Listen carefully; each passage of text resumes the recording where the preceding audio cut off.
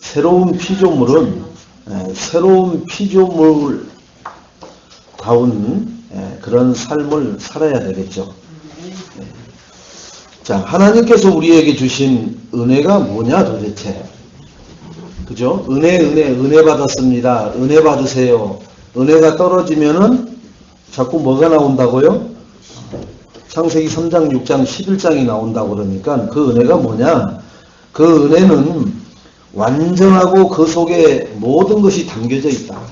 은혜 속에. 이것을 하나님은 비밀이라고 하셨어요. 그래서 은혜 받은 사람은 모든 것을 다 받은 사람이에요. 그래서 은혜 받으면 얼굴이 일단 천사 같아 보이죠.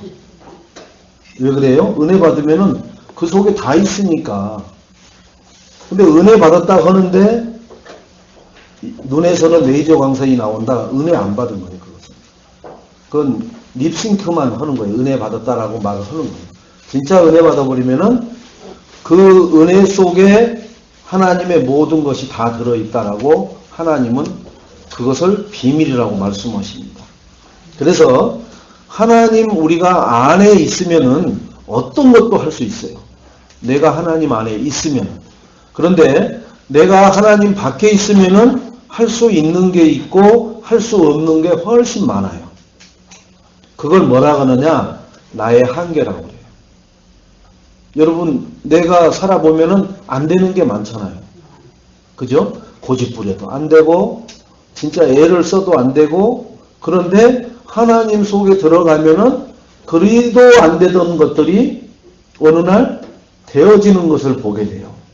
그게 내가 하나님 안에서 살아가는 삶을 살고 있다는 증거입니다. 이런 삶의 증거를 체험한 사람은 그 맛을 계속 보려고 해요. 맛있는 음식을 어디서 먹어본 사람은 그 음식점을 자꾸 찾아가고 생각해요. 맛있는데 거기 가봐야지. 차 타고 거의 1시간을 가는데도 간다니까요. 왜? 너무 맛있으니까.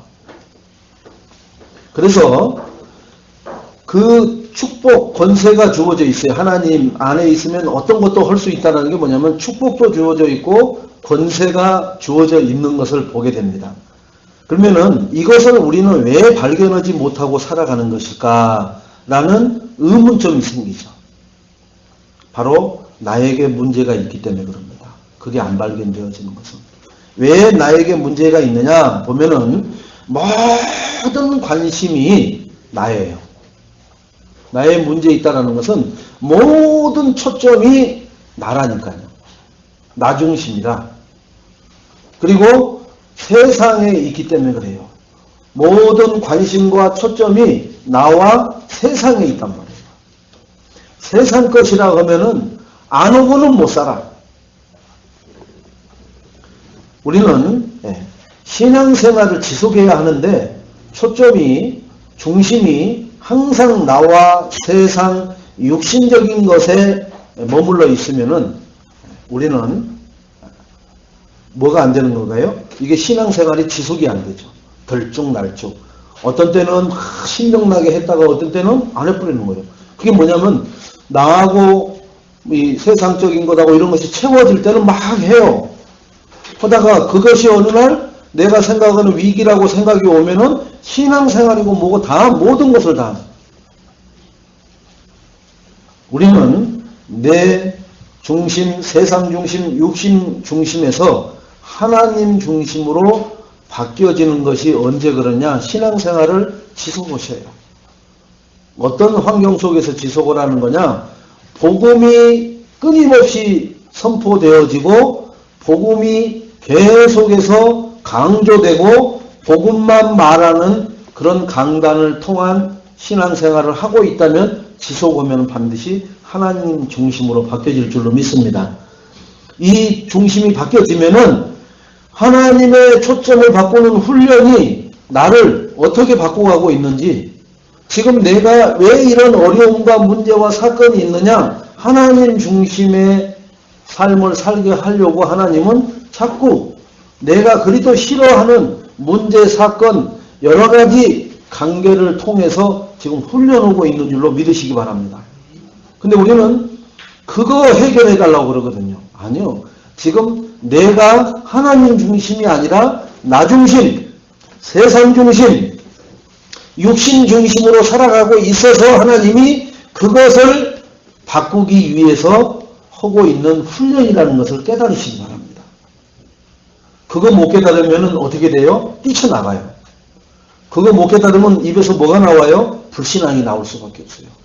아, 이렇게 하는데 안 돼.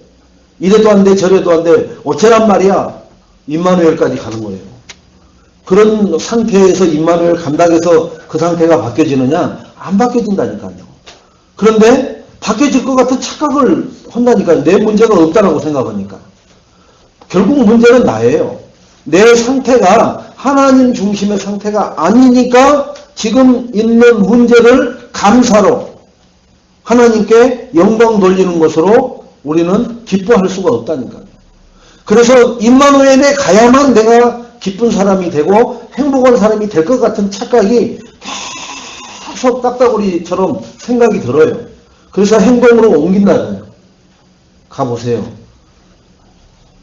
정말 광활한 사막에 나 혼자 덩그러니 놓여져 있는 것 같은 그 인생 한번 거기서 생활해 보세요. 저희도 거기서 5년간 생활했어요. 훈련을 거기서 안 해봤으면 모르는데 여러분 저도 5년 거기서 신앙생활 했다니까요. 온 가족이. 그래서 여러분들한테는 정확하게 말해줄 수 있어요.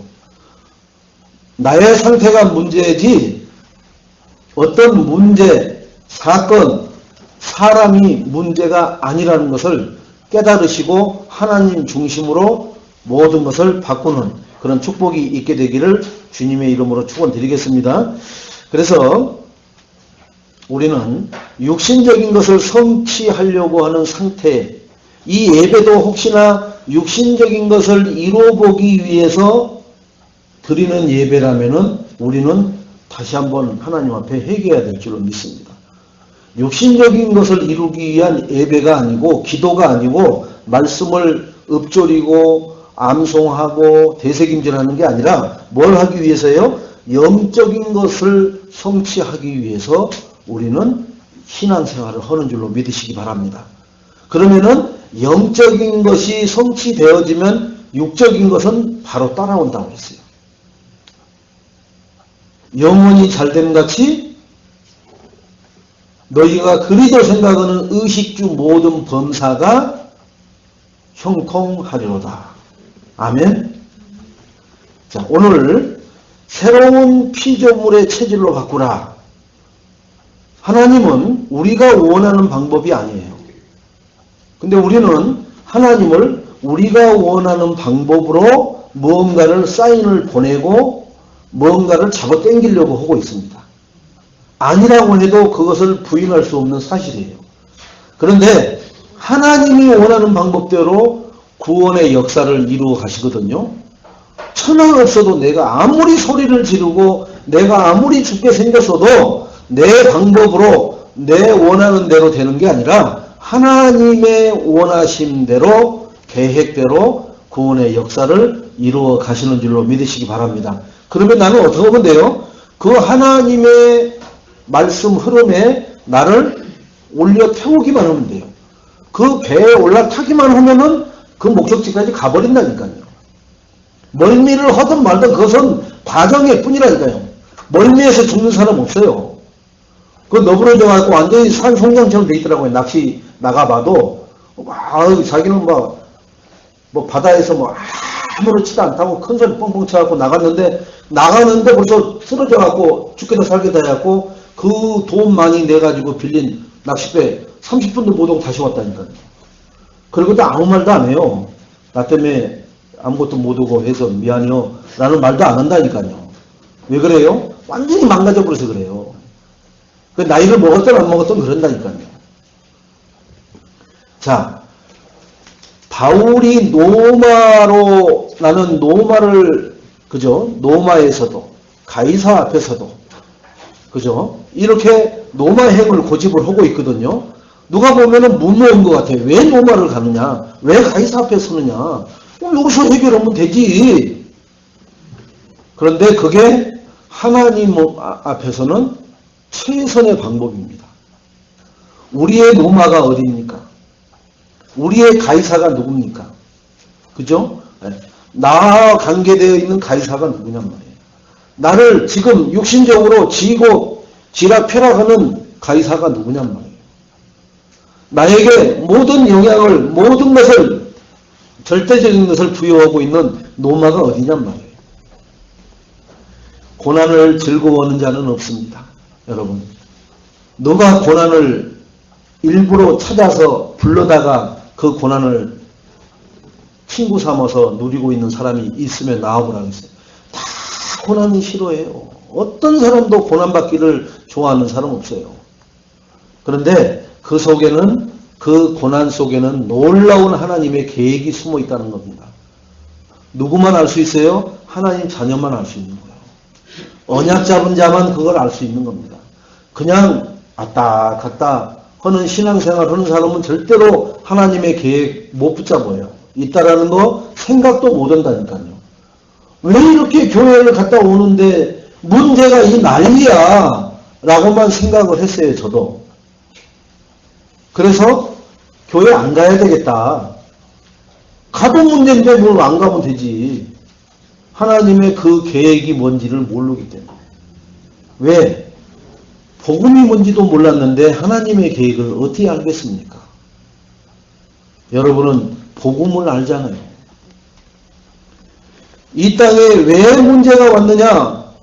그죠? 왜 문제가 왔어요? 하나님 떠나서 문제가 왔잖아요. 창세기 3장 문제로 인해서 지금 우리에게 우리 주변에 펼쳐져 있는 수많은 문제와 저주, 재앙이 들어닥치고 있는 거예요. 창세기 3장이 없었다면은, 저 바다가 없었다면, 그 가사처럼 창세기 3장이 없었다면은 우리에게 문제라는 것은 없습니다. 인간에게. 그런데 그러면 인간이 왜 문제 속에 빠져요? 하나님 말씀을 불신앙하잖아요. 그래서 하나님은 지금도 말씀을 예배를 통해서 주십니다. 그 말씀에 순종하고 실천하는 자에게는 문제가 축복이 될지어다. 그러나 말씀을 받았음에도 그 말씀에 순종하지 않으면은 그 문제는 너를 찌르고 너를 고통을 주고 너를 괴롭게 만드는 진짜 감당하기 어려운 문제입니다. 하나님 자녀들이 문제 속에 고통당하는 이유가 바로 하나님 말씀 없이, 말씀을 있어도 말씀에 순종하지 않고 순종을 해도 실천하지 않기 때문에 오는 줄로 믿으시기 바랍니다. 요셉이 말씀을 가졌어요. 즉 언약을 붙잡았습니다. 그런데 노예로 팔려가요. 누가 팔아요? 형들이 팔아요. 여러분, 내가 낳은 자식들이 그 동생을 팔아버린다니까요. 그런 문제 속에 쌓였을 때 요셉은 그 형들을 원망한 장면이 한 군데도 안 나옵니다. 뭐가 나와요? 하나님이 주신 말씀만 붙잡고 가잖아요. 하나님 나를 이곳에 보내는 것은 뭐 때문에 보내시는 거예요? 생명 살리려고 보내시는 노예의 방법. 거기서 할머니 같은 사람이 이삭의 유혹에서 그거 거절했는데 감옥에 들어갔어요. 하나님 생명 살리려고 노예에서 감옥으로 저를 보내시네요. 그 감옥 안에서 하나님을 누리고 있으니까 어느 날 왕의 고민거리를 해결해 달라고 내보내는 거예요. 왕의 고민거리가 뭐냐? 요셉에게 하나님이 어려서부터 심어줬던 꿈꾸는 것을 푸는 거예요. 하나님한테만 물어보면 식은 죽 먹기라. 여러분, 그런 달란트 가진 사람에게 하나님은 정확한 답을 줘서 그 왕의 고민을, 누구도 해결할 수 없는 고민을 요셉만 해결해 줄 수 있도록 답을 정확하게 주잖아요. 그 다음에는 그 인생에 대해서 누가 말할 사람이 없어요. 누구도 타치할 사람이 없다니까요. 왕마저도 나는 너의 하는 일에 관여하지 않겠다. 네가 알아서 다 치리하라. 라고 전권을 맡겨주는 역사를 받게 되잖아요. 우리에게 지금 생기는 문제와 발생되는 사건이 있다면은 그거 내가 붙잡고 있는 언약하고 견주어서 확인해 보시기 바랍니다. 분명히 그 언약에 뭐라고 말씀하셨는지. 요셉은 생명 살리기 위해서 너를 앞서 애굽에 보내신다라고 언약을 주셨어요. 그래서 형들이 벌벌 떨고 있을 때 창세기 45장 5절에 뭐라고 그러냐? 형들이여 두려워하지 마소서. 형들이 나를 노예로 판 것이 아니라 하나님께서 형들의 손을 빌려서 생명을 살리기 위해서 나를 먼저 이곳에 보내셨나이다. 정확하게 언약 가지고 있잖아요. 괜히 언약 없는 형들은 자기가 한 짓이 나쁜 짓인지 아니까 벌벌 떨고 있는 거예요. 그동안에 자기들이 한 짓이 얼마나 흉악했으면은 마음고생을 얼마나 했겠어요. 그죠? 사람이 아무리 독살스러워도요, 그렇게 팔아버리고 나서 아무도 없어도 문득문득 생각나죠. 그 새끼 진짜 노예로 팔려가서 죽었나 살았나. 문득문득 생각나요. 생각날 때마다 뭐예요? 양심이 소용돌이 친다니까요. 그 고통을 당한다니까요. 그래서 언약 없는 자는 무슨 짓을 해도 고통 가운데 살아요. 요셉이 언약을 설명해줘도 벌벌 떨잖아요. 창세기 50장에 야곱이 죽고 또 요셉도 죽기 전에 그 형들이 또 얘기하잖아요. 아버지 죽고 나면 우리를 또 해야 할 것 같다. 그러지 않잖아요. 나는 절대로 형들에게 요만큼도 불만 없다라고 하잖아요. 하나님 언약대로 나는 그 언약 따라가는 사람이기 때문에 형들에게 육신적인 감정, 세상적인 복수 같은 거 없다라고 얘기하잖아요. 우리가 감정이 남아있고 복수해야 되겠다. 저 인간은 내가 두고두고 봐야 되겠다. 이것은 뭐예요? 언약이 없기 때문에 나오는 우리의 뭐예요? 한숨소리예요. 한숨. 언약 가진 자는 누구도 대적이 될 수가 없습니다. 왜 그러냐? 그게 다 하나님의 뜻과 계획을 이루는 방법이기 때문에 그렇다는 거예요. 여기서 부산까지 KTX를 타든 기차를 타든 아니면은 고속버스를 타든 간에 몇 군데 부산을 가다 보면은 터널을 지나가요. 그죠? 터널을 내가 싫든 좋든 터널을 지나간다니까요. 왜 그러느냐? 그렇게 고속도로도 터널을 뚫어서 부산까지 연결을 했고 기차도 터널 속으로 통과해서 철길을 놨기 때문에 그런다니까요. 하나님 언약을 이루는 일에 나에게 문제, 사건이 반드시 하나님이 깔아놨다니까요. 그것을 타도는 것은 하나님을 타도는 거예요. 그 사건을 일으킨 사람을 타도는 것 같지만 사실은 하나님을 원망하는 거라니까요. 여러분 정말 내가 붙잡은 언약이 분명하십니까? 그러면 어떤 문제에도 감사하시기 바랍니다. 왜 그러냐? 하나님이 그 언약을 이루는 목적지에 가는 과정의 도랑이요, 절벽이요, 가시덤불이기 때문에 그렇습니다. 그것을 헤쳐 지나가야만 하나님이 나에게 보내고자 하는 목적지에 도착할 수 있다는 거예요. 그거 싫은데요. 그러면은 하나님이 나에게 주시고자 하는 축복은 나하고 상관없겠죠. 안 가면 되죠. 그대로 있으면 돼요. 창세기 3장, 6장, 11장에 눌러 앉아서 사도행전 13장, 16장, 19장에 그러한 문화 속에 종과 노예가 되어서 개인 6가지 저주에 시달리다가 후대에게 그 저주 물려주고 가는 인생 살면 되는 거예요. 그런데 왜 우리에게 하나님이 하느냐? 그 체질을 바꾸고 하나님만 바라보는 우리의 체질을 갖추게 하시려고 강인한 훈련을 시키시는 거예요. 강한 훈련을 받은 자만 뭘 할 수 있어요? 강한 군사가 될 수 있다니까요. 여러분 귀한 자식일수록 뭘 많이 하라고 그랬어요? 촉탁을 많이 하라고 그랬어요. 그냥 내버리는 자녀를 뭘 하겠다고요? 떡을 많이 주라고 그랬어요. 많이 하던 촉탁하지 말고 먹을 거 많이 사주고 그거 사랑하지 않는 자녀는 그렇게 하는 거예요. 진짜 사랑하는 자녀는 뭘 하겠어요? 많이 촉탁을 해서 뭘 가지고 촉탁을 해요? 하나님 말씀으로 촉탁을 하는 거예요. 우리는 하나님 말씀에 내가 아픔이 오고 찔림이 오는 것은 하나님이 나를 사랑하셔서 하나님 사용하시는 그릇을 만들기 위해서 나를 훈련시키는 것으로 해석을 하시면은 축복이 될 줄로 믿습니다. 뭔 예배만 드리면 나만 가지고 그래. 아직 하나님의 사랑을 사실적으로 체험을 못해서 그래요. 내가 나 중심으로, 세상 중심으로, 육신 중심으로 너무나 많이 빗나가 있어서 하나님 중심으로 끌어오기 위하다 보니까 나만 가지고 그런 것처럼 느껴져요.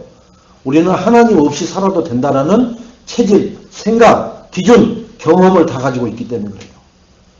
그래서 그것을 하나하나 내려놓기가 저도 지금 이렇게 별로 막 부글부글하지 않고 이 신앙생활 해나갈 수 있는 것은 젊은 시절에 많은 그런 고통 가운데 있었다니까요. 그 고통이 그냥 고통이 아니라 하나하나 잔가지, 가지 쳐나가는 과정이었더라고요. 그래서 지금은 별로 거리적거릴 게 없어요. 하나님 앞에 나가는데. 여러분 지금도 거리적거리는 게 많다. 그러면은 계속 하나님 바라보는 중심으로 하나님이 훈련시키고 계속해서 채찍을 들고 계시다라는 그런 생각으로 그 훈련에 임하시면은 축복이 될 줄로 믿습니다. 그 훈련 금방 끝나요. 어느 날 끝난다니까요. 자, 첫째는 자신의 잘못 각인된 영적 문제가 있어요. 창세기 3장 거 자신의 것만 있다니까요. 창세기 3장인데 우리 각자 다 창세기 3장이 들어앉아 있어요. 창세기 6장이 들어앉아 있고 창세기 11장이 들어앉아 있다니까요. 나 중심으로, 돈 중심으로, 성공 중심으로 다 포럼을 해보면은 다 자기에게 맞게끔 다 자리 잡고 앉아 있어요. 그런데 그러면 안 되는 부분이 뭐냐? 안 되는 부분이. 그죠? 내 자신의 잘못 각인된 영적 문제는 안 되는 부분이 뭐냐? 요걸 내가 분석을 해야 돼요. 여러분 캠프 올 때 현장 분석하잖아요. 나를 분석해 보세요. 그게 내가 나를 캠프하는 거예요. 나를 분석해. 어떻게 하느냐? 사단은 처음부터 뭘 못하게 해요? 복음을 막아요. 복음을 못 듣게 하고 복음 앞에 못 쓰게 하고 복음적인 삶을 살지 못하도록 막습니다. 그래야 망해버리니까. 그래야 저주받으니까. 그래야 실패하니까. 여러분 그러면 나를 분석할 수 있잖아요. 내가 복음 앞에 서기를 좋아하는지, 복음 앞에 나아가는데 행복해하는지, 세상 문화 앞에 나아가는 데는 그리도 엔도핀이 많이 나오는데 하나님 앞에 주일날 한번 나오는 것은 어찌도 일이 괴롭고 힘들단 말이오. 누가 이 주일을 만들어가지고 이 좋은 날에 이 시간에 예배라는 것을 가야 되는가. 이런 생각이 든다면은 이미 나는 분석이 끝났잖아요. 아, 복음 듣기를 싫어하는구나, 내가. 그러면 벌써 이미 사단에게 오염이 너무나 많이 되어 있는 거예요. 그럼 뭐 해야 돼요? 하나님의 관심은 뭐예요? 왜 복음을 듣게 해요, 우리를? 하나님은 행복을 하고. 여러분, 복음으로 각인뿔이 체질되면 내 자신이 행복해집니다. 복음으로 각인뿔이 체질되면 내가 속한 가정이 행복해져요. 왜? 빛이 임하니까. 어둠은 분리, 이간질, 사기꾼, 온갖 짓을 하는 것이 어둠이에요. 근데 복음은 빛이라고 그랬잖아요. 빛은 뭐예요? 살리는 것이요, 힘주는 것이요, 그리고 뭐예요? 전부 다 생명으로, 사망에서 생명으로 옮겨지는데 그게 안 기쁠 리가 없죠. 그래서 복음은 행복 자체라니까요. 근데 마귀는 우리 인간이 행복해지는 것을 싫어한단 말이에요. 또 사단은 처음부터 사기꾼이었잖아요. 속임수를 쓰잖아요. 그럴까 하노라 하면서 비슷하게 갖다 들이대서 인간이 헷갈려 버리잖아요. 왜 헷갈려요? 하나님이 주신 언약 복음을 내가 정확하게 모르고 있으니까, 확신을 못 갖고 있으니까 해가닥 넘어간단 말이에요. 여러분 알기는 아는데 비스무리하게 알면 속습니다. 거기에 비스그물이 알고 있는지를 알고 그 사람이 아주 정확한 논리를 갖다 대면은 따라갈 수밖에 없어요. 아예 관심도 없는 사람은 못 속이는데 관심을 갖는데 어깨너머로 배워갖고 알고 있는 사람은 속이기가 너무너무 쉽다는 거예요, 여러분. 알려면은 진짜 알아야 돼요. 복음을 진짜 알고 진짜 복음이 내 인생의 주인이 되기를 주님의 이름으로 축원드리겠습니다. 사단은 하나님을 불신앙하고 불순종하게 만듭니다. 사단이 하는 짓은 복음 못 듣게 오고 복음 앞에 못 서게 하죠. 하나님 못 믿게 하나님 앞에 서지 못하도록 하나님을 불신앙하게 자꾸만. 그러니까 불신자들 보고 하나님 얘기해 보세요. 하나님 믿어봤는데 안 되네. 하나님 믿는 사람들이 거짓말도 잘하고 사기꾼도 치고 막 그런 얘기 하는 것만 전부 다 하나님을 폄하하고 하나님을 대적하고 하나님을 나쁜 쪽으로 얘기하잖아요. 하나님을 좋게 얘기하는 사람 나는 한 명도 못 만나봤어요. 왜 그러냐? 상태가 다 그런 상태이기 때문에 그렇게 살아가는 거예요. 그런데 돈은 많아. 그런데 돈은 많은데 영적 문제는 시커먼 문제가 아주 거적거적 차 있어요. 여러분, 돈 많은 사람 치고 문제 없는 사람이 없어요. 왜 그러냐? 돈은 많은데 그 돈이 뭐라고 그래요? 우리가 흔히 어디서 그 날라오잖아요. 그 전력에서 그 청정 지역에서 급해서 볼일 보고 나면 어디서 쇠파리가 날라오는지 금방 파리가 날라와요. 여러분, 돈이 있는 것을요, 그런 이 쇠파리가 금방 냄새 맡고 달려온다니까요. 그게 영적 문제예요, 그게. 그래서 하나님 모르고 돈 있는 사람은 영적 문제에 시달릴 수밖에 없어요. 그래서 이 사단은 인본주의로, 세속주의로 우리를 각인뿌리 체질시키려고 그래요. 인본주의 잘 쓰는 사람은 하나님 안 믿는 거예요. 또 하나님 없어도 내 힘으로 문제 해결하고 이 아름다운 세상 것으로 창세기 3장 문제를 해결한다라고 합니다. 이게 이제 사단이 하는 짓거리거든요. 어떻게 하나님 없어도 되고 내 힘으로 창세기 3장 문제를 해결을 할 수 있어요? 그게 이단 사이비들이 내가 하나님이다, 내가 예수다 라고 해가지고 영혼을 낚시질하고 있는 거예요. 불쌍하죠? 그런데 그 불쌍하다는 표정을 지으면은 그 사람들이 오히려 우리를 불쌍하게 막 역으로 낚시질하려고 난리치는 걸 봐요.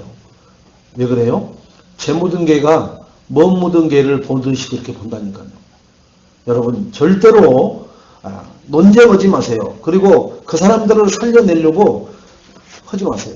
그런 쪽에 관여되지 않는 순수한 불신자, 반론 제기 못하고 그런 사람들한테 가서 복음 전하는 게 훨 나아요. 괜히 이 성무당이 사람 잡는다고 그 사람들은 그래도 자기들만 아는 성경 기절을 달달달달 암송하고 있어요. 우리는 성경 기절을 암송한 거 하나도 없잖아요. 그러니까 그 사람들하고 맞닥뜨리면 뭐예요? 미천이 딸려. 그래가지고 괜히 잘못하면 홀켜. 그러니까 내가 준비도 안 돼 있으면서 그 사람들 하려고 하지 말고 아무것도 안 돼 있는 그냥 순수한 불신자들한테 복음 전하세요. 그러면은 쉬워요. 여러분만치 훈련되어 있는 사람들은 그 사람들이 볼 때는 뭐처럼 보여요? 대학 교수 이상으로 보여요. 어쩌면 저렇게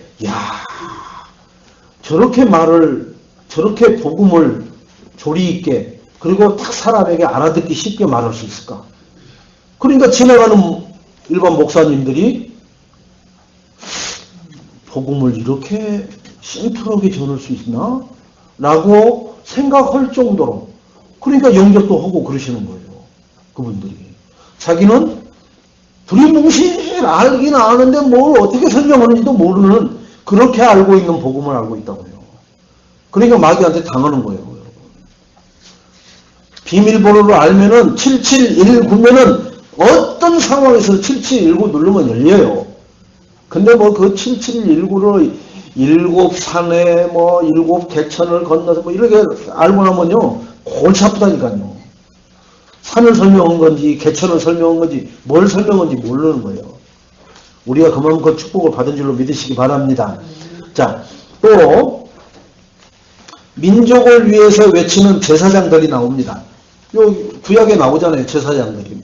막 예수님 시절에도 제사장들이 난리를 치잖아요. 막 핏값을 우리를 향해서 우리 후손에게 돌려라 막 하고 애치잖아요. 그게 뭐예요? 하나님 앞에서 오는 게 아니에요. 자기들의 기득권 유지를 위해서 그렇게 애치는 거예요. 여러분, 예수 믿으세요. 그게 뭐 때문에 그렇게 애치는 거예요? 하나님을 진정 위해서 애치는 거예요? 물론 그렇게 할 수도 있겠죠. 그런데 다 그게 뭐예요? 교회 키우려고. 그렇게 뛰들르고 나온 사람들한테 예수 그리스도 복음이 뭔지 물어보세요. 훈련이 아무것도 안 돼 있어요. 그러니까 쉬운 말로 우리 6.25 때 고등학생들 불러갖고 일주일 동안 얘기하고 나무총 가지고 훈련시켜서 전선으로 내보낸 거예요. 아니 나무총 가지고 연습해갖고 전선에는 총알이 날라오는데 거기 갖다 주니까 어떻게 해요? 총 한 번도 못 쏘고 저 북한군들한테 그냥 총알바지 다 돼서 죽은 거 아니에요. 근데 우리는 그들을 뭐라고 그래요? 막 학도 운영군이라고 해갖고 막 쳐가 들잖아요. 뭐 생짜배기를 갖다가 보내가지고 죽여버리는 거예요. 여러분, 훈련을 시켜서 내보내야 정확하게 싸우다가 내가 실력이 모자라서 내가 뭐가 힘이 딸려서 아니면 훈련이 안 돼서 그런 것도 감지할 수 없게끔 만들어갖고 내보내는 거랑 똑같단 말이에요. 예수 영접한 사람 바로 나가서 복음 전해가지고 사람 데려오라고 하는 거와 똑같죠. 어떻게 합니까 지금? 바리새인들이 실패한 것은 율법 때문에 그런 게 아니라 율법주의 때문에 그런 거예요. 율법은 좋은 것이지만 구원의 도구는 아닙니다.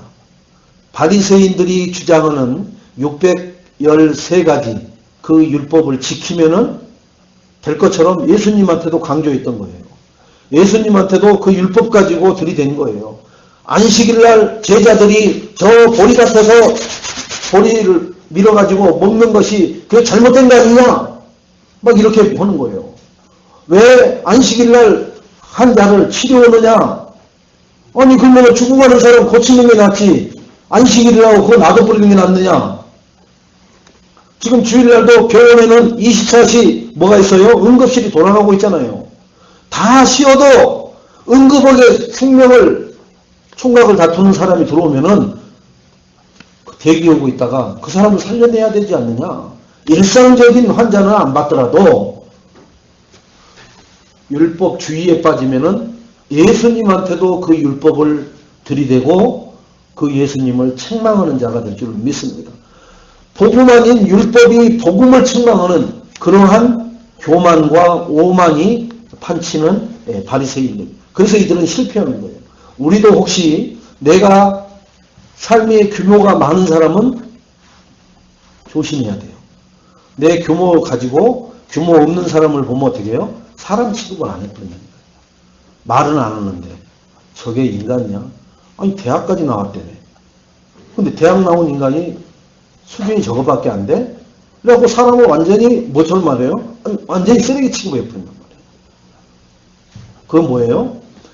정죄하고 판단하는 것은 창조주 하나님만 하실 수 있는 고난이라고 분명히 말씀하고 있습니다. 우리는 뭐 해야 돼요? 사랑해야 돼요. 그 사람이 규모 없는 것에 우리는 복음으로 힘을 줘야 돼요. 왜? 규모라는 영적 문제가 왔기 때문에 그 사람은 규모를 갖출 수가 없는 거예요. 이렇게 볼 수 있는 눈이 열려지기를 주님의 이름으로 축원을 드리겠습니다. 저 사람은 100만 원을 버는데 300을 써. 야 인간아, 아무리 생각이 없다고 그렇게 살면 돼? 이게 바로 율법입니다. 예, 맞는 말인데 그게 율법이라니까 죽인다니까요. 그렇게 해서는 절대로 사람을 못 살려요. 복음은 뭐예요? 그 사람이 100만 원 버는데 300만 원 쓸 수밖에 없는 영적 문제가 온 거예요. 그것을 복음으로 치유시키지 않는 한은 그 사람의 그 창세기 3장 돈 쓰는 영적 문제는 해결할 길이 없습니다. 잘못하면 그 사람은 어디에요? 도둑질을 해서라도 써야 돼요. 그래서 복음만이 그것을 회복시키는 축복이 되는 줄로 믿으시기 바랍니다. 말씀과 그리스도 정상적인 것을 벗어난 체험은 불건전 신비주의라고 해요. 그래서 우리는 말씀을 붙잡으세요. 그리고 그리스도는 모든 문제 해결입니다. 이것이 정상적인 거예요. 신앙생활에. 이걸 벗어나서 자꾸 불건전 신비주의를 자꾸 말하거나 그것을 체험했던 것을 강요하면은 결국 귀신 소나기에 우리는 빠지게 됩니다. 그게 무당들이, 그게 여기 대순진리에 들어간 사람들이 다 그런 거 아니에요. 그 사람들은 들어가는 순간, 대순진리에 들어가는 순간 가장 보고 싶은 사람이 누구냐, 만나고 싶은 사람이 누구냐, 그래? 그러면은 50만 원 준비해라. 그 사람 불러다가 그 사람 목소리 듣게 해주겠다. 그래서 바로 뭘 해요? 영을 부르잖아요. 그 영을 부르는 게 아니라 귀신을, 그 사람 흉내내는 귀신을 불러다가 듣게끔 한단 말이에요. 그런 짓거리를 하는데 그 사람들은 뭐예요? 이야, 대단하구나. 대단하구나. 어째 우리 돌아가시는 어머니가 그러니까 또 듣고 싶으면 또 뭐 해야 돼요? 또 그들이 허락한 대로 해서 그분한테 다시 한번 또 하는 거예요. 이렇게 영혼을 속이고 영혼을 속이는 것뿐만 아니라 그 영혼이 비폐해지도록 계속해서 악순환의 고리를 만들고 있는 게 각종 종교들입니다. 그 종교는 결국은 귀신의 종노릇하고 있다는 것을 여러분은 아시고 내가 축복받은 것을 감사하시기 바랍니다. 자, 복음 못 누리면은 지금 이러한 것들에 우리는 속아버린다는 거예요. 그래서 렘넌트에게는 먼저 복음을 각인시키는 그러한 모든 신앙생활과 훈련의 단계가 필요합니다. 그래서 여러분에게 예배 성공하라, 훈련, 시간표에 따라서 시간표가 열려야지요. 가만히 있는 사람한테는 절대로 시간표 안 열려요. 도전해야 됩니다. 그러면 돈이 드는데요. 도전이라는 단어 속에는 다 그런 것을 감수하는 거예요. 육신적으로 자녀를 키우는데도 별짓을 당한다고요. 별짓을. 두 부부가 별것을 다해서 그 자녀 가르치려고 아주 애를 쓰는 것을 봐요. 뭐예요? 그 대학까지 보내고 저기 뭐 그 아이 전공하고 싶다는 그것까지 하기 위해서 허리가 휘도로 허리띠를 졸라매고 한다니까요. 먹을 거 안 먹고 입을 거 안 입고 평생을 그 아이를 위해서 헌신하고 바친다니까요. 그런데 내가 정말 하나님 자녀답게 하나님의 축복을 누리면서 살려고 하는데 그 도전을 왜 못해요? 그 가치가 얼마나 귀한지 내가 아직 깨달지를 못하기 때문에 그런 거죠. 그래서 복음의 가치를 깨닫는 자가 되시기를 주님의 이름으로 축원드립니다. 자, 두 번째는 자신의 문제를 깨달아야 돼요. 내 문제를 깨달으면은 영적 체질을 바꿔요. 내 문제를 알면은 체질을 바꾸게 돼 있다니까요. 아, 이 체질이 영적 문제 때문에 온 체질이구나. 알면은 바꿔져요. 바꾸면 어떻게 돼요? 바로 치유의 역사가 일어나요. 근데 그것을 고집으로 버티는 사람들이 있어요. 훈련 가세요. 목사님! 그럼 가만히 놔두지 또 어떻게 해요? 뭐, 군대 같으면은 그 막 훈련을 집어넣고 막 그러지만. 그러니까 놔두면은 그게 진짜 좋아서 놔두는 줄 알고 있는 거예요. 안 그래요? 워낙 기지비지고 할 것 같으니까 놔두는 거예요. 그냥 기도나 해주고 있는 거예요. 지금. 여러분 그것을 기쁨으로 좋게 생각하면은 큰 환난 만납니다. 목사님이 진짜 세워놓고 야단칠 수 있을 만큼의 그러한 믿음 생활을 하시기 바랍니다. 여러분을 목사님이 아무 피도 안 섞이고 뭐도 안 섞였는데 왜 여러분을 세워놓고 하나님 말씀 이렇게 받으라고 그런 얘기해줘요? 여러분 사랑하니까 해주는 거예요. 근데 그것을 받을 만한 그릇이 돼야 그것도 강하게 푸시를 하지 그러지 않으면 가만히 놔둔다고요. 왜 그래요? 그냥 신앙생활이라도 하라고. 괜히 더 세게 하면은 그것마저도 뛰쳐나갈 것 같으니까 놔두는 거예요. 근데 그게 진짜인 줄 알고 착각하고 사는 사람들이 태반이야, 태반. 여러분, 영적인 눈을 뜨시기 바랍니다. 목사님이 나에게 강하게 촉탁하지 않는 것은 내가 고슴도치처럼 막 뿔을 많이 세우고 있어서 그러는구나. 이렇게 깨달으셔야 돼요. 아, 우리 목사님이 나에게 막 촉탁하는 것은 내가 미워서 그러는 게 아니라 내가 사명자와 그 제자로서의 그것이 있으니까 나를 이렇게 강하게 해주시는구나. 감사하시기 바랍니다. 감사. 아, 내가 하나님 앞에 지금 그릇을 준비하는데 목사님을 통해서 강한 스파르타식 훈련을 하고 있구나. 감사해요. 목사님, 다른 사람들한테는 싫은 소리 안 하는 스타일이신데 나한테는 이렇게 하시는구나. 왜? 자기 체질까지도 내려놓고 하나님이 시키는 대로 나를 훈련시키는 거 감사해야 돼요. 아휴, 저놈의 인간 나만 보면은 소리 지르고 무슨 목사가 저런 목사가 다 있노. 그러면은 잘못된 문제가 커지죠. 자, 그래서 치유의 시작은 잘못 각인된 영적 문제를, 그죠? 치유의 시작은 잘못된 각인 그 영적 문제를 내가 깨달는 것이 치유의 시작이에요. 아, 이게 잘못 각인된 거구나. 그러면 잘못 각인된 것을 여러분 알 수 있어요, 없어요? 몰라요. 엄마가 태중에서 이상한 거 해버린 사람도 있어요. 그것이 내가 나오면서 이상한 짓을 한다니까요. 그건 나는 알지도 듣지도 몰라. 근데 본능적으로 엄마하고 태가 연결이 돼가지고 그게 돼버린 거예요. 막가파 엄마들이 요즘 세상에는 너무나 많이 있습니다. 그게 태아에게 그대로 전달돼 버려요. 그게 각인돼 버린다고요. 그런 것을 각인된 일로 모르고 성장하는데 그게 영적 문제라는 거예요. 그걸 깨달는 것은 빛 대신 그리스도 복음 앞에 서지 않는 한은 절대로 발견이 안 된다니까요. 그래서 원인을 진단해가지고 진단하면 답은 그리스도예요. 그러면 그 그리스도를 나는 예배를 통해서 훈련을 통해서 어떻게 내가 인도받아 가는지에 대한 것은 계속해서 하나님이 말씀으로 주실 줄로 믿습니다. 자, 우리는 나도 알고 남도 알고 또 자신도 모르는 문제를 고치기가 힘들어요.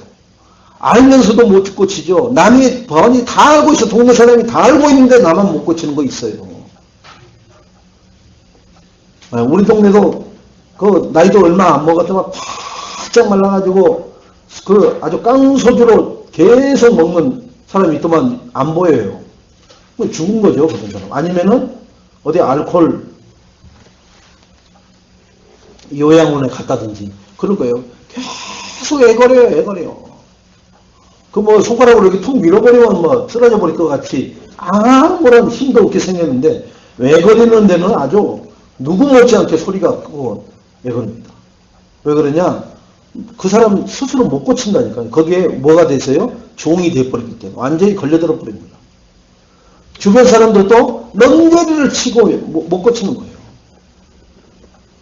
자, 그런 사람들은 뭐 하면 돼요? 신고하면은, 그죠? 전화한다고 하잖아요. 홍길동 씨, 맞습니까? 네, 하면 벌써 양쪽 어깨에 탁 끼워가지고는 바로 채갖고 보고차에 싣고 끌고 와버리잖아요. 그렇게, 오직 하면은 자기 피부치를 그렇게 해서 수용시켜버리겠어요. 안 되니까. 그만큼 영적 문제가 여러 사람을 힘들게 하고 어렵게 만든다는 거예요. 자, 복음을 사실적으로 체험하고 누리면은 내 자신의 불신한 영적 문제화된 것들이 깨달아져요. 아, 내가 저갖고 이런 불신앙을 하고 있구나. 왜요? 사람들한테 듣게 되거든요. 또 그 말을 뭐 말만 하면은 그 말을 하는데 왜 그래? 근데 복음을 계속 듣는 사람은 그게 한 번 듣고 두 번 들으면 아, 내가 이거 불신앙을 하고 있구나. 불신자들이 자꾸 나한테 뭐라고 그러는구나. 이렇게 깨달아서 내가 그것을 뭐 하는 거예요? 그 불신앙을 복음으로 바꾸는 거예요. 그러면 그들이 어떤 사람으로 바뀌어지는 걸 봐요. 또 불신자들이 이제 너 그 말 안 하네. 내가 언제 그런 말 했어? 야, 뭐 옛날에 너 계속 그런 말 했는데 오늘 근데 그게 고쳐졌어? 내가 뭐 복음 들으니까 그게 되네. 이야, 그 복음 좋은 거다, 야, 진짜. 그 불신자들에게 뭘 줘요? 처음에는 안 좋은 의미를 주다가, 복음 주니까, 그렇게, 쟤는 막, 입만 열면 하던 말을, 그거 오늘부터 안 하네? 복음이라는 게 참 좋은 거구나. 예, 복음, 너 예수 믿어라, 말을 안 해도, 벌써 그들의 속에는, 야, 저런 것이 고쳐지는구나. 복음만 듣는데. 야, 복음 듣는 게 너 뭔데? 가서 예배 드리고, 또 이렇게 하고, 이렇게 하는 거 해. 그리고 뭐 다른 건 안 해. 뭐 약 안 먹어. 아니, 그거 하는 거지. 그리고 기도하는 거. 와, 그렇구나. 그러면 그 사람은 뭐예요? 또 나한테도 적용해봐요. 또 내가 같이 하는 가족들한테도 적용해본다고요. 야, 이거 날마다 개거품 부는 있는 우리 아버지한테 이 복음 듣게 하면은 저 개거품 부는 거 안 나겠구나. 이런 생각을 적용을 해본다니까요. 그럼 어떻게 돼요? 어느 날, 야, 나 좀 도와줄 수 있느냐? 이런 상황도 전개될 수 있다는 거예요. 그게 삶이 내가 복음 속으로 들어가면은 전도가 되어지는 삶이 된다는 게 바로 그런 것이죠. 자, 아브라함이 창세기 13장 18절에 단을 쌓아요. 아브라함이. 왜 단을 쌓아요? 12장 이 언약을 바꿔서 갈대아 우로 이거 하고 난 다음에 기근 들리고 뭐 하고 난 다음에 지금 혼비백산 하고 나서 아브라함이 단을 쌓거든요. 또 베드로가 복음이 깨달아지고 누가복음 5장 8절에 복음이 깨달아질 때, 즉 아브라함도 복음이 깨달아지니까 단을 쌓기 시작하는 거거든요. 단을 쌓다는 얘기는 예배를 드린다는 거예요. 내가 있는 현장에서 예배를 드려야 되겠구나. 우리 가정에서 예배를 드려야 되겠구나. 내가 정말로 어디 머무는 그곳에 예배를 드릴 수 있도록 해야 되겠구나. 그것을 생각하고 하나님 그렇게 되도록 도와주세요라고 내가 고백하면은 하나님은 그걸 기쁘게 여기신다고 했어요. 예배가 빛을 예배 드리는 현장에 빛을 발하는 거라. 그러면 예배를 통해서 흑암이 무너지는 거라. 입으로는 예수 그리스도 이름으로 명하노니 더러운 흑암은 무너질지어다. 이거 1000번 하는 것보다 예배 한 번 드리는 게 훨씬 하나님의 영광이 나타나게 될 줄로 믿습니다. 그래서 우리 예인교회 성도님들 어느 곳에 있든지 간에 어느 곳에든지 예배가 배설되어지는 축복이 2016년에 누려지시기를. 그래서 예배의 생명 걸자. 그죠? 네. 기도의 생명을 걸자. 전도의 생명을 걸자. 이 2016년에 우리가 기도 제목처럼 정말 예배의 생명을 나의 24시 모든 현장에서 누려지게 되시기를 주님의 이름으로 축원드리겠습니다. 나는 한번 잘 생각해 보시기 바랍니다. 돈이 없을 때는 모르는데 돈이 딱 생기면은 어디에 투자하는지, 돈이 생기면, 돈 없을 때는 별 기도를 다 합니다. 하나님, 참 돈만 생기면 뭐 이것도 하나님 앞에 헌신하고 이것도 하는데요. 돈 생기면은요, 그런 기도한 것은 싹 백지화되고, 그죠?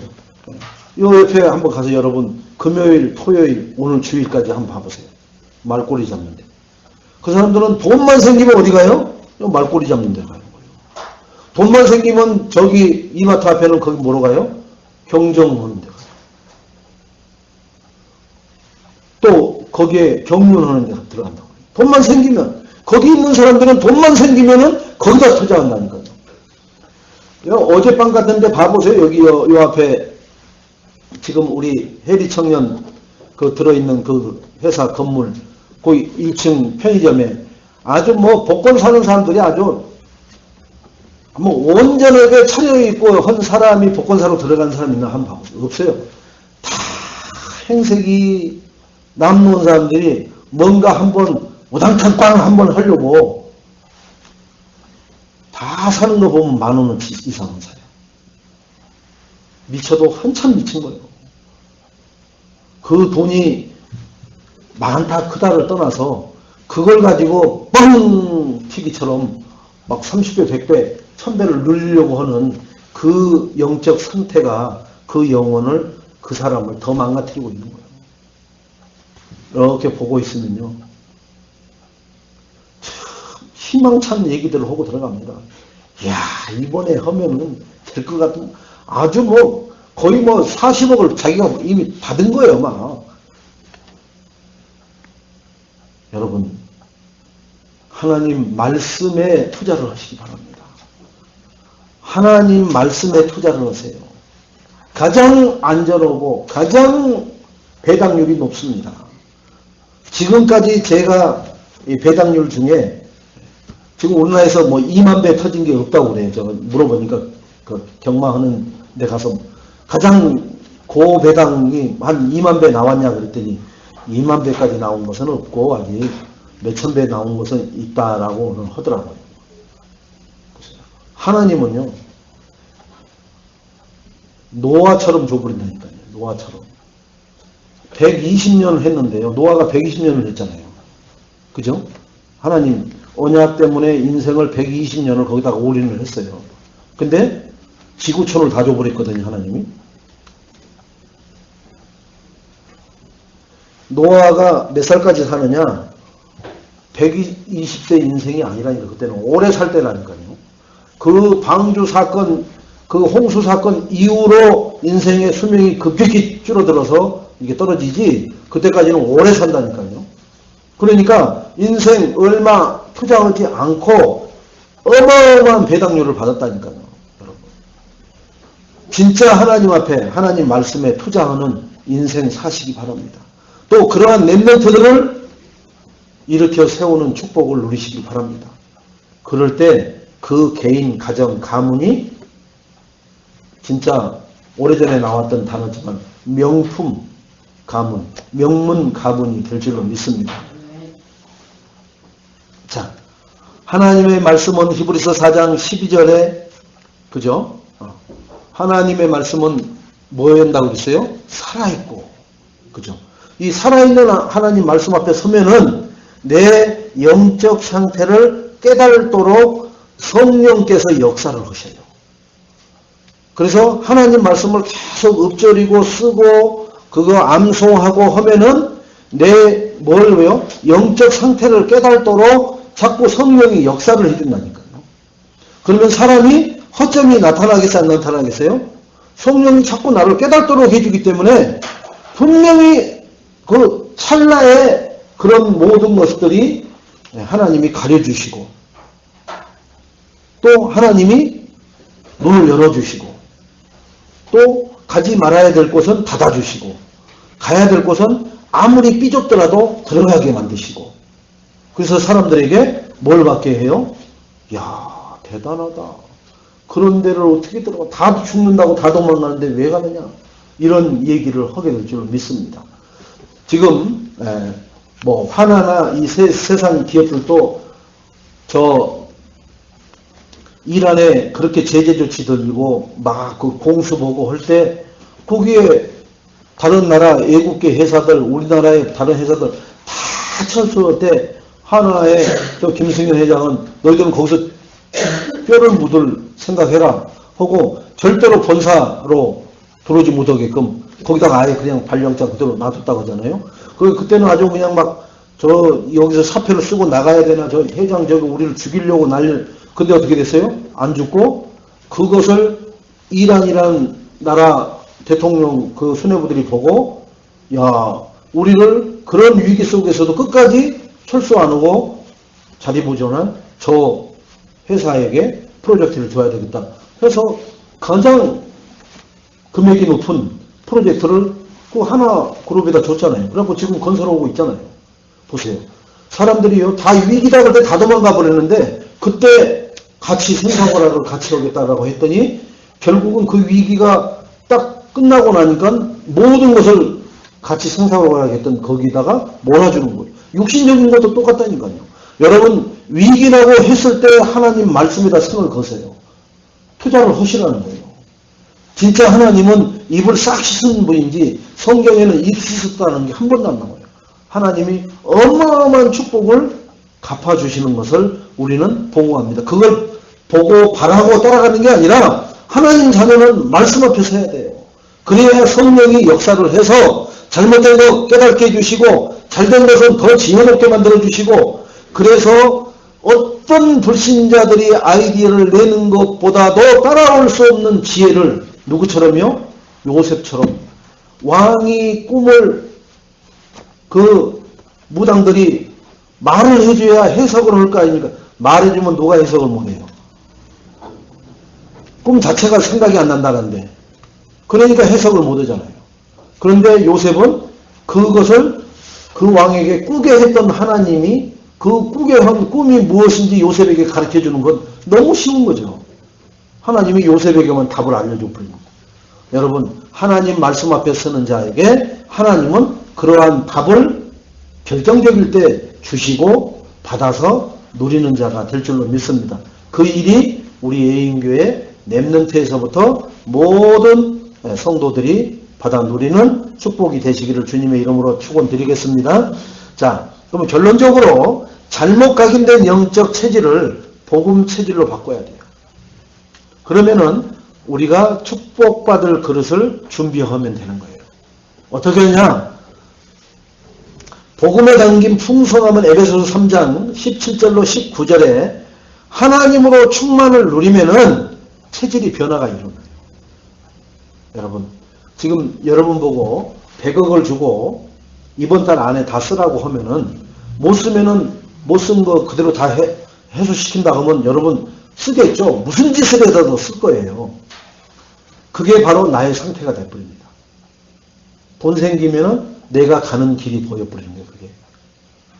아, 그러면은 돈을 받으면은 나는 이렇게 돼버리겠구나. 근데 다행히 돈을 그렇게 안 주죠. 왜?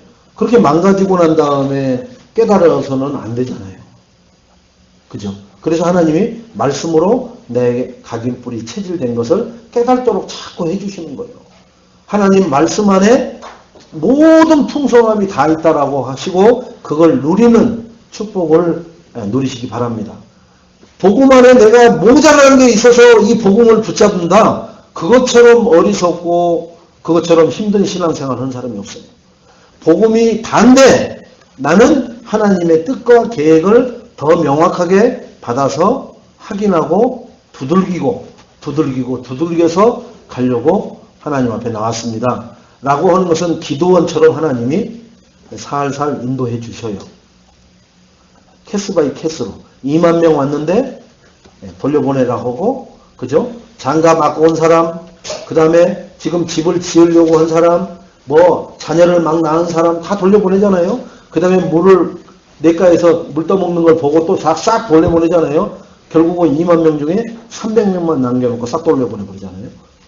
그리고 기도원을 그 300명을 데리고 쓰는 거예요.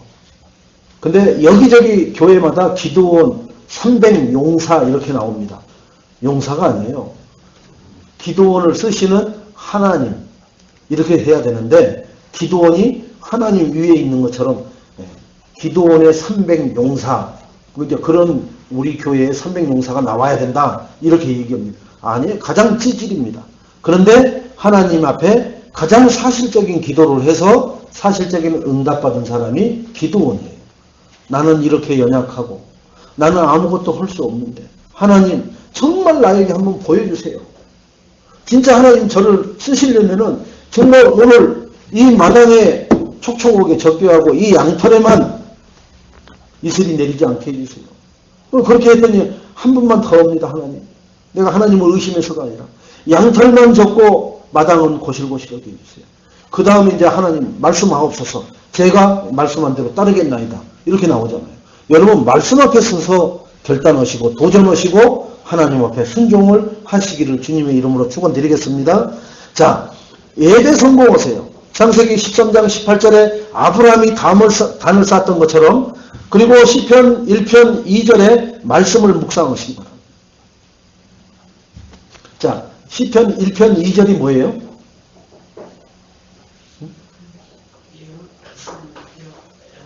시편 1편 2절이 뭐냐고. 1절은 복 있는 사람은 이렇게 나오잖아요. 그죠? 근데 2절 딱 들어가니까 또 이제 답답해지는 거예요. 2절 빨리 열어보세요.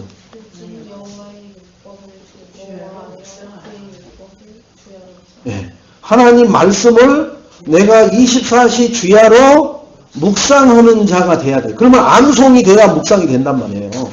그죠?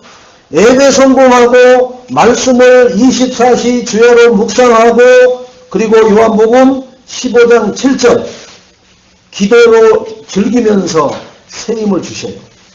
예배 성공하고 말씀을 묵상하고 기도를 즐기면은 새 힘을 하나님이 주신다고 했어요. 요한복음 15장 7절 한번 읽어보세요. 15장 7절 시작. 그하고 너희 안에 무엇이든지 그리하면 이루리라. 그게 새 힘을 주는 거예요. 하나님. 예배 성공하고 창세기 13장 18절 말씀을 묵상하고 시편 1편 2절처럼 그리고 요한복음 15장 7절과 같이 기도를 즐기면은 우리에게 하나님이 넘치는 새 힘을 날마다 시마다 걸음마다 부어 주실 줄로 믿습니다. 그 힘을 가지고 현장을 정복하고 사람을 살리고 그죠? 산업을 일으키고 렘넌트들을 세우는 축복의 모델이 되시기를 주님의 이름으로 축원드리겠습니다. 마지막으로 복음의 풍성함을 누리시기 바랍니다. 그러면은 뭐가 치유되느냐? 불신앙이 치유돼요. 불신앙이. 불신앙은 언제 왔느냐? 복음이 끊어졌을 때 불신앙이 온단 말이에요. 그래서 이 불신앙이 치유되면 모든 것을 수용하고 초월하는 사람이 됩니다. 괜찮아. 걱정했구나. 괜찮아. 나 옛날에 그 사람 아니야. 나 많이 바뀌었어. 지뢰 겁먹고 그러잖아요. 옛날에 소리 베레베레 지르고 막 그러는데 지금도 그러는 줄 알고 그러면 얘기해줘야 돼요. 근데 어떻게 그렇게 바뀌어요? 내가 사실은 신앙생활을 하는데 그리스도 복음을 내가 듣고 깨닫고 거기서 이렇게 바뀌어지더라. 그래야 그게 전도예요. 그 예수 믿으세요라고가 천배 만배 그게 큰 충격을 주는 겁니다. 여러분 진짜 고질적인 나를 보고 있는 가까운 사람들이 너 왜 그래? 너 그럴 때 절대 그런 사람 아니잖아. 내가 뭐 언제 어른데 너 알잖아. 그래. 근데 나 신앙생활하고 바뀌었는데? 야 신앙생활하면 다 그렇게 돼? 아니 신앙생활도 그리스도로 오직 하니까 이렇게 되던데 어느 날부터? 야 그거 참 좋네. 그렇게 돼야 그게 전도가 되는 거예요. 그게 예수 믿으세요 100번 1000번 말하는 것보다 그런 삶을 내가 증인으로 누리는 그런 모델이 되어 있을 때 모든 내 주변의 현장들이 변화가 되고 흑암이 무너질 줄로 믿습니다. 오늘 새로운 피조물의 체질을 바꾸는 그러한 축복을 이번 한 주간 온전히 누리시고 승리하시기를 주님의 이름으로 축원드리겠습니다. 하나님 감사합니다. 오늘 온전히 그리스도 안에 있는 풍성한 비밀을 누릴 수 있도록 24시 하나님의 은혜가 넘치게 하옵소서. 예수님의 이름으로 기도합니다. 아멘.